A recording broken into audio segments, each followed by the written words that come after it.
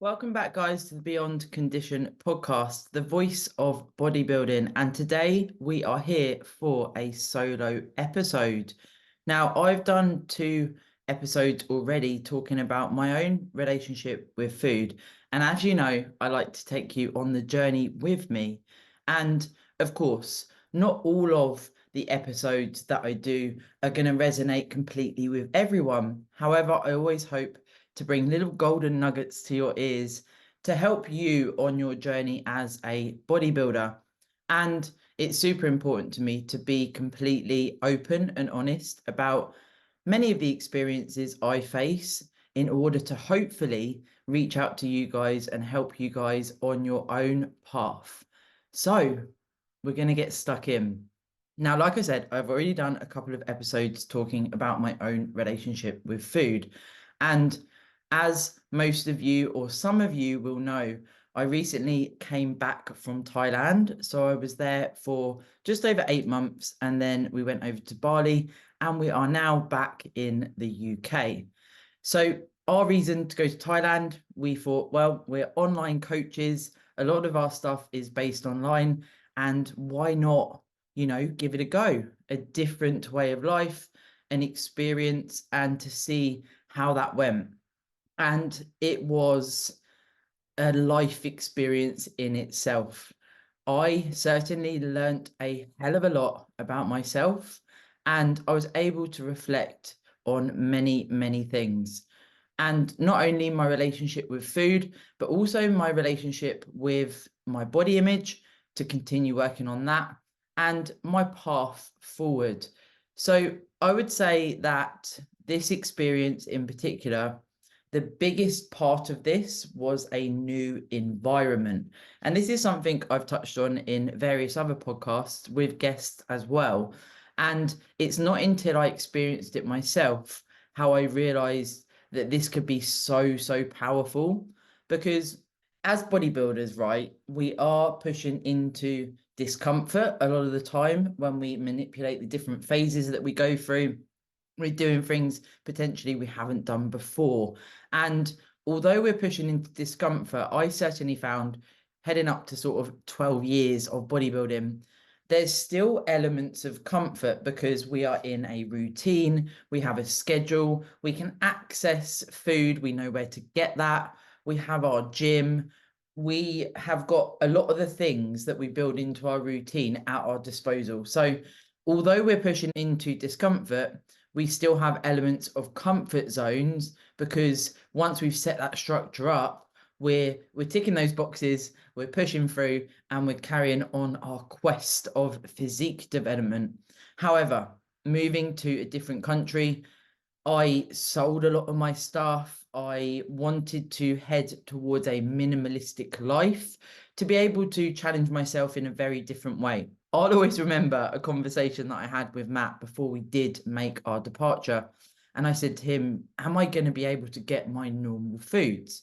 And I'd packed some whey protein, some things from the UK that I could take over, some peanut butter, etc.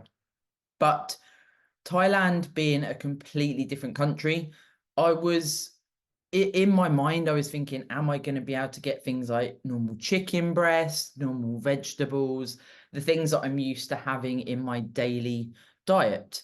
And that was an element of, there was a bit of nerves there because I didn't know how that would be. However, for me, I decided, what's the worst that can happen, right? If I've got my whey protein, if I've got some peanut butter, if I've got my supplements, we will find a way. And of course, we certainly did. Now, when I actually got there, we got settled in, I realized that a lot of the foods that I normally eat in the UK were available there. But what I did start to find is that I was able to explore some different veggies, some different things in my diet that I hadn't had before. And that sort of quite a big part of this episode, being able to pursue something. And yes, of course, the nerves were there, and I was acutely aware of, I'm going to have to potentially remap my whole diet. But that didn't stop me moving country and completely changing my life. And that in itself for me is progress, because bodybuilding is everything to me. I'm sure you'll pick that up from the podcast. And for me to have elements of uncertainty as to if I would be able to get my normal foods, that can cause stress for someone that is in this life. It is the day to day. I've had the same types of foods for a number of years, and that could have easily stopped me stepping out of that comfort zone of having everything set up in the UK. So, like I say, we got there straight away. We could access a lot of foods that are in the UK, but also some different foods. And I'm not talking, overzealous stuff, but even like for me, even a different type of mushroom and having bean sprouts and fresh veggies that I hadn't had for a number of years, it reignited a desire to have variety in my diet.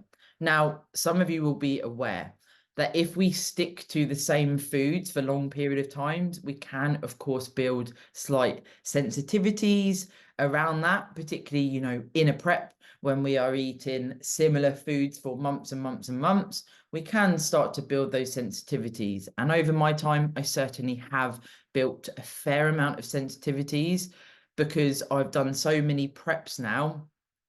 I mean, it would probably be a little bit strange if I didn't have some sort of sensitivities there, because the back-to-back nature of what I did, there was a lot for my GI to deal with, pushing to extremes time and time again. And when I came out of the last prep, certainly health was a big focus for me, but that was a new focus. Of course, off the back of a prep, you're looking to get healthy, and I say that quote unquote, and that is a focus. However, it's always been for me, right, we'll try and get sleep back on track, we'll try and get your food up, we'll bring expenditure down, and then we will grow. Whereas this time round, it was like, actually, I need a bit of time at maintenance or just above, and to be able to essentially give back to my body after so many years of dieting and pushing and pulling my diet, and also for me to work on my relationship with food. Now, what I'm going to say here, guys, is that we all have a relationship with food. And I'll say that again. We all have a relationship with food. And what I see happening is a lot of people say, I don't have a problem with my relationship with food. I don't have a bad relationship with food.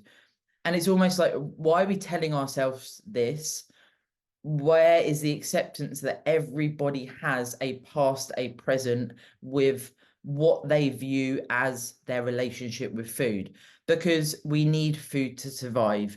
And it's something that from day dot, we have food, right? We have fuel. We all experience different things, different environments, different foods. That has a lot to do with how we view food. For me personally, my food as a child and an early adult was very, very different to what it is as a bodybuilder.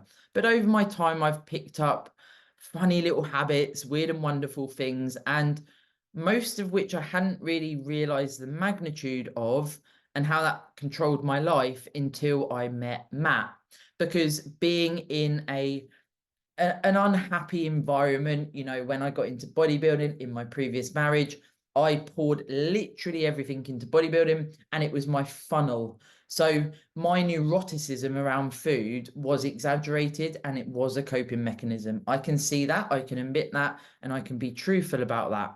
But what that did is it unearthed elements of control that tenfold, right? Like, it's, some of you will relate. It's quite hard to put into words what it feels like when every single day, every waking moment, you're thinking about, have I done my food prep? What is my next meal? Eat my meal. Okay, what is my next meal? Do I need to get any food in? Do I need to do any more prep? Have I got the right measurement of food? And it's a constant conveyor belt, and you can lose days, weeks, months. And in a prep scenario, to a certain degree, we need to operate like that, like a robot, okay? And that there's a time and a place for that for sure.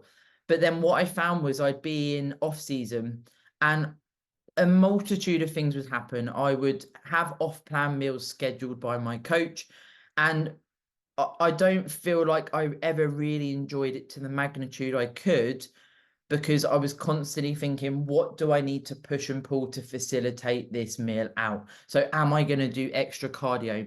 Am I going to pretty much starve myself all day to have an off-plan meal? What is my scale weight going to be? Is that going to take X amount of days for the scale weight to go down if I've had more sodium? And the list goes on. And this is a constant in my mind. And then what I did find as well was in previous off seasons, there'd be points where I was pushing food and it was a lot of food through, a lot of whole food. So I'd be pretty full. Of course, at the height of off season, we are in a bigger body than maybe is comfortable. And then I'd start to not be as inclined to enjoy my foods in off season at the height of off season, and I would look forward to my off plan and count down the days to that off plan. So then living in the present moment becomes very, very difficult, because then you're finding that you're counting down the days to the off plan. But then I'd get to the off plan and then I'd go through this mindset of, okay, so should I have this? Okay, so I've been told I can have this as my off plan. I'm sitting there having it and I'm thinking, this is this amount of calories, etc., etc. And you can see how this loop happens. And this then goes over years. And like I say, until I met Matt, I wasn't really recognizing how neurotic I was with my food. Like, he's only ever cooked me one vegetable, broccoli. He cooked me broccoli once because I was literally so tight for time. I was like, I'm gonna let him in. I'm gonna let him cook the broccoli. Never again, guys, because I like my food a certain way. Now, is there a problem with liking your food a certain way? Well, that depends, because if you've got time to cook it in a certain way and you like it that way, if you know that that food digests well, if it's in your food plan, if it ticks your boxes, then I don't see a problem. However, what I do see a problem within myself, and this is not me saying if you experience this, this is a problem for you. But what I found was that I would, cut everything to the gram in an off season when I have an allowance in an off season. So, if my green beans, and I'll always say green beans, I know D, my client, will listen to this and be like, it's always the green beans. But I would cut a green bean in half to get the exact measurement. And I was known by my first coach for being able to hit the macro targets to the number, including my fiber target, consistently day in, day out for years and years and years. And it's something he would try to pull me up on and say, you need to have an element of flexibility. He would try tools like, I want you this week to go over by 10 grams all of your macros so that you can explore flexibility, so you're not so regimented in an off season compared to when we have to dial it in for a prep. And I always felt like, why can't I hit the numbers exact? That's what I like to do. I like numbers. I like to be analytical. I like to be able to do that. And I felt it caused me more stress to be flexible than it actually helping me to relax. Because for me, certainly, relaxing has been something I need to work on in regards to how I treat bodybuilding. I like things with structure. I like regiment. And until meeting Matt, it was like, I don't see a problem with this. However, guys, when we are in a relationship, when we are exploring off season, this is why it is normally, you're normally told by your coach, this is where we can incorporate a little bit more flexibility to enable in prep, flicking that switch and getting into the prep and doing those boxes day in, day out relentlessly until we get to that show. And this is where I find that a lot of us will struggle, will maybe find it quite hard to go from a prep that is regimented to the letter to then reversing out and going into a growth phase where we're told, okay, you can be more flexible, you can have fun, you can enjoy life.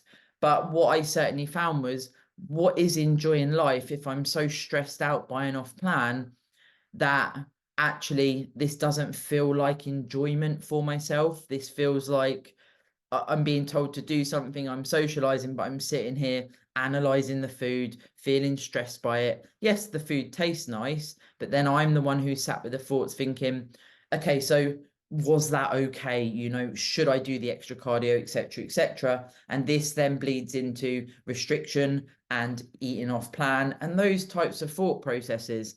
And I'd be lying if I said I hadn't been there, where I've gone to the gym the next day and done additional cardio, because there's elements of like guilt, or however we want to frame that. And that's something I had to work on myself. And that's something I got much better at over time. And then with Matt's help, of course, that then helped me, because he won't let me do that, because it's detrimental to me when I'm having an off plan scheduled by my coach. I've run it by my coach. It's absolutely fine what I'm having. I do not need to do additional expenditure around that. So if I bring this back to when we moved to Thailand, I found that I was able to actually remove all external pressure, including anything that I saw on social media, to actually do what I wanted to do. And what I said to Matt was, when we got there, what I'd like to do is formulate a food plan within my macros, and I would like to stick to that for an extended period of time. I don't at the moment have any desires to go out for off plan, and I don't want to. And that's a personal decision of mine. Now, I understand that, this is maybe a unique relationship, and Matt supports me with what I want to do. So if I say this is what I want to do, he knows that's what I want to do. And it's important that I also get across that it's not just me being a dick. I'm not trying to say, right, we never have an off plan, I'm a bodybuilder. I needed to have some time myself on a nice structured food plan that I rinsed and repeated. I wanted to get into training over there. I wanted to just take thought out of, this worry of having off plan and this situation I'd found myself in, to go, do you know what? I'm going to create a new food plan I enjoy, and I want to rinse and repeat it, like I say. And what that did for me was completely refreshed and rejuvenated bodybuilding, because I took out any worry from my day-to-day food, because I had to have that honest conversation with myself and Matt to say, I want a bit of time here. I know it's off season. I know I'm meant to have the off plan meals, etc., etc. But I want to get into the groove over here, and I want to get into my bodybuilding habits that I enjoy. I want to reignite enjoyment for my day-to-day food in off season. And when we got there, my decision was, I do not want to push a growth phase in regards to pushing a shitload of food, potentially pushing more gear. I didn't want to do that. I wanted to address underlying things that were essentially, causing me a lot of, I guess, pulling on my mental bandwidth day to day. And that's being honest, right? Because worrying all the time, stressing all the time, we know that is not good. We know that's not good for our mental health, and also for us in a physique-based sport. And there is a lot more coming out now that, bar, certain athletes, do we need to push a massive surplus to gain? Or can we achieve around maintenance or just above, and actually improve our training, improve how we feel in ourselves with food, and be able to still gain by execution in training, fueling performance, and being able to feel more mentally sound? Could that actually help our physique development journey? So it's almost a bit of exploration from my part as well as a coach, to help others in growth phases, because I've always felt this, like, you have to keep pushing your food up to grow. And yes, we do need to push our food up over time, but I just wanted to touch base, realign myself, and then get to a point where I could then push food up. Because I'm so into bodybuilding, right, that I will do what I'm told.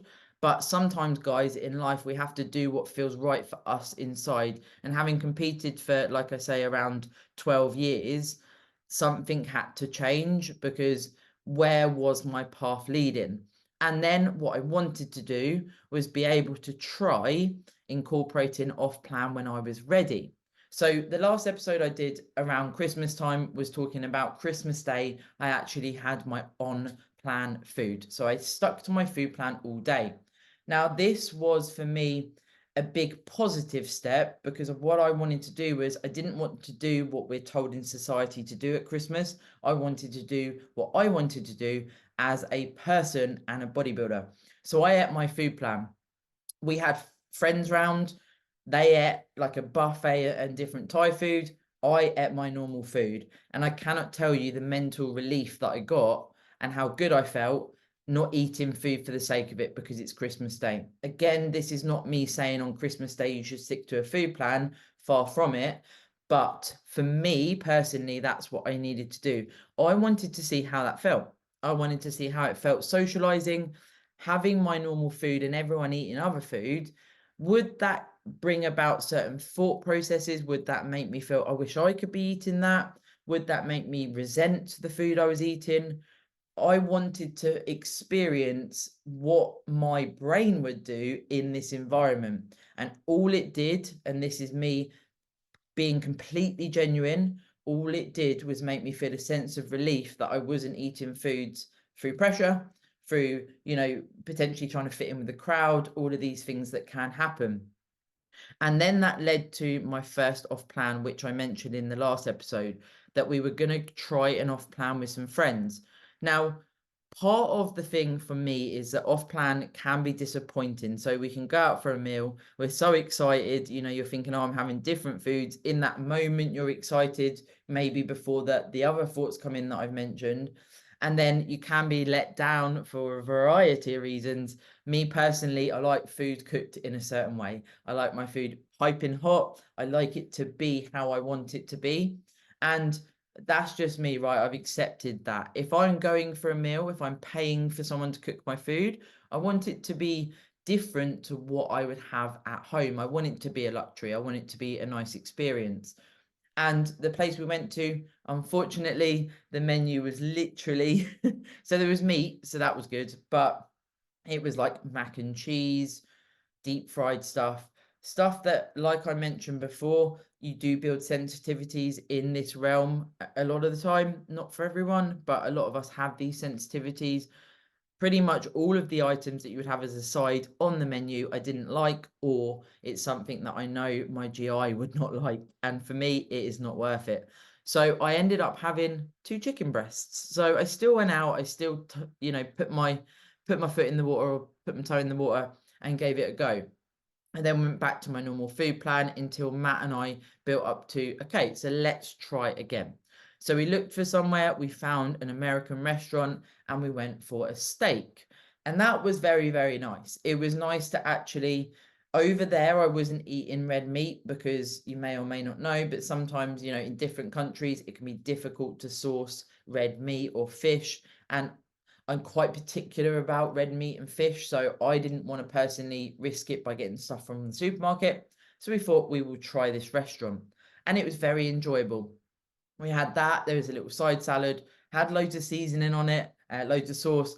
Matt ate that, so I literally had a steak and then a chicken breast that was cooked on the grill, and that felt nice. But certainly for me, guys, what I found, and I am a stickler for habit, I like my day-to-day foods, and I feel like this is super important when we think about what our relationship with food is if you're enjoying your food plan, and this is what I work with clients to do, then you're not as inclined to want to eat out. Now, then comes the point where it's like, okay, so you saying that if you're a bodybuilder, you should not go out for meals, you should stay at home. That's not good. That's not good for you. What I'm telling you guys is that it was good for me to be able to learn to love my food plan again, learn to love eat every day, not count down and visualize food and think, oh, what's my next meal? Have I prepped it? I've completely dropped all of that. So what I do is I make my meals, each meal one by one. I don't food prep at the moment. If I'm like cooking a whole broccoli and I have half one night and the next, fine, I do that. But I don't at the moment. I can facilitate my life to cook my meals fresh each time I eat. And that for me facilitates enjoyment, but also it facilitates knocking that neuroticism on the head. Now, what I will say is there are a few things that I've kept in that I like, it is part of me. I personally, I like to cook my food in a certain way. I like to, with my green beans, I like them done in a certain way. I like to portion them out, and I feel like that's important for us because we track macros, we track food, having certain portion sizes that we're used to, having certain measurements we're used to. I feel like I've been able to do that more effortlessly because I'm not so worried about this like day in, day out of like, I have to do my food prep by a certain time for the next meal or the next day. And I have to worry about, if I've got green beans or one day I have broccoli, is that okay? For sure, it's okay. If I have 180 grams of green beans one day and I have 200 grams of green beans the next day, is that okay? For sure, it's okay. But I certainly got into that. I'm getting certainly to that point where actually it's like, so over 2 days, if it's 181 day, 201 day, that's 190 over 2 days. And that's that level of flexibility that I've got to, rather than it having to be the exact same amount weighed food every single day. So I've still got my own little ways, like I say, with my green beans, but I'm able to be more flexible around it without stress occurring if I can facilitate this in my day-to-day life. Now, of course, when we're in a prep scenario, this is going to be different. For me right now, I'm just above maintenance, and my focus is, of course, the rehab with the knee and being able to fuel my training performance and to be able to manage a slight surplus, maintaining my body composition as I go back to training and I capitalize on the novel stimulus of training being back in. And that's my focus right now. And some days, I'm more hungry than others. But also, what I found is when I do feel hungry, I sit with it. I do something, I'm busy. And I don't see hunger as, oh my God, I'm hungry. I need to, worry about this. I need to stress about this. I can't think about anything else. What I do sometimes is test myself. So if I'm a little bit hungry, I'll go, okay, so I could eat now or I could eat in half an hour. What I'm going to do is for half an hour, I'm going to sit and edit a pod, or I'm going to go for a walk, or I'm going to do something else to push into the hunger a little bit. Now, it's not like a hunger in a prep, and prep is a very different scenario. And I think that sometimes we can forget that you do get hungry in off season as well. I'm not at a point where I'm pushing a big surplus, so this is more appropriate to that. But I'm fueling training performance. I'm back in the gym, which I didn't do for so long. So there are periods of time of hunger. And I feel like that certainly helped me as well. Now, recently, I also had Wick stay, and she came over, and it was another exploration to could I try some off-plan food? And coming back to the UK, I was like, is that going to change how I feel about food? Am I, going to be okay back in that environment that I've been in for my whole bodybuilding time? And I feel good, right? I actually genuinely feel good. So having Wick stay over, it was like, okay, so what I will do is incorporate some off-plan foods while she's here. She was heading into the last bit of her off season before we've gone into a mini cut. And it was like, okay, so can we do this? Can we push and pull some things and actually eat to, enjoyment, but not go to a point where it's like I'm eating more than I want to or need to. I'm going to be excessively full, anything like that. So Matt, Wick, and I came together and we decided we're going to get some food ordered in. We're going to explore that, push and pull the food during the day, and be able to facilitate having some additional food in one sitting, but having a little bit lighter throughout the day, but not to the point where I used to be starving and be like, I need my off plan, I'm so hungry. It was like, actually, this is going to be nice to sit down and enjoy some food. And it was very, very nice to experience that. And that for me was another pushing out my comfort zone because I'm not used to having off plans at this current point. But what it did was it proved to me, which was so fucking cool, it proved to me how much of a good spot I'm in right now with food. And this led to, thinking of the idea to record this episode today because unless we test the water, I don't know if I've progressed as much as I feel I have. And would it, if we sit down and have an off-plan meal, would that spark desire to then go, right, let's order more? Or would that send me into the kitchen looking for more food? Or would this uncover any of the things that I've experienced in the past? And it didn't. I sat there with Matt and Wick.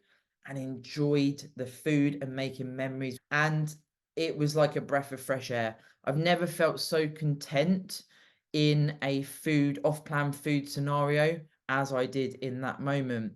And I feel like it's super important to share these sort of revelations I've had, these reflections I've had, because right now I'm eating as a bodybuilder. I have goals, but what I'm learning is what sits well for me at this point in my life.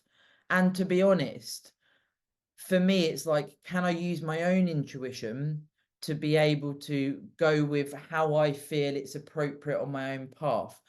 I got to a point where I was fed up of having to almost do things that didn't make me feel comfortable, do things to appease others, do things that I thought I had to do. It was like, do you know what? I'm taking control here. I'm going to do what's right for me. And that was important to me. And that was a step I needed to take. And throughout this time, I've not done anything that I'm not meant to do through my coach, what he wants me to do. The off plan's meant to be in every week. And I spoke to him and I said, right now, that's not what I want to do. So the off plan was there as an option rather than have off plan every week. It's like, that's not what I want to do as a bodybuilder. That's not what I want to do right now. I've got things I need to address. And that was important to me to have that conversation because, of course, I can follow a plan like a robot. That is not an issue.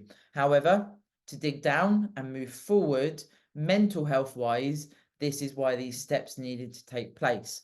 So for me, right, at this point, I am, as you've picked up, so content with what food means to me and the enjoyment from food being in the present moment when I eat is multiplied tenfold. I sit down, I eat my food nice and slowly, I chew, I digest the food, I taste the food, I feel gratefulness to have this food available. Every single meal I enjoy, it's within my targets, it digests well, and if and when the idea of off plan comes up, I'm happy to explore it because I now feel in a very good spot to be able to do that. So I hope this story today has, of course, helped you guys. Just, for me, when you guys reach out, when I speak to the podcast listeners, when I speak to my clients, I know that sometimes just listening to an episode, popping the headphones in and hearing someone else's experiences with things that we go through as bodybuilders it's nice to just listen, and that's what I always wanted. Particularly when I first started out, it was like, I just want to hear stories. I want to hear experiences. I want to take bits from podcasts or content, and I want that to help my journey. Or also, it might be that you've heard something in this episode that facilitates you questioning some of the stuff you're doing, right? To go, okay, so is there elements of me that has a lot of control over food? Is that impacting my relationships? Is that impacting my mental health? Is there something I could maybe start to work on that will make me feel better in myself and will improve my relationship with food? So it's important to me to do these episodes. And of course, if you listen and you want to talk about anything I've spoken about, if you want me to expand on anything at all, please do reach out. Instagram is normally the best place and my handle is in the description. But there we go, guys. Episode 3 of how I have changed my relationship with food. Hey!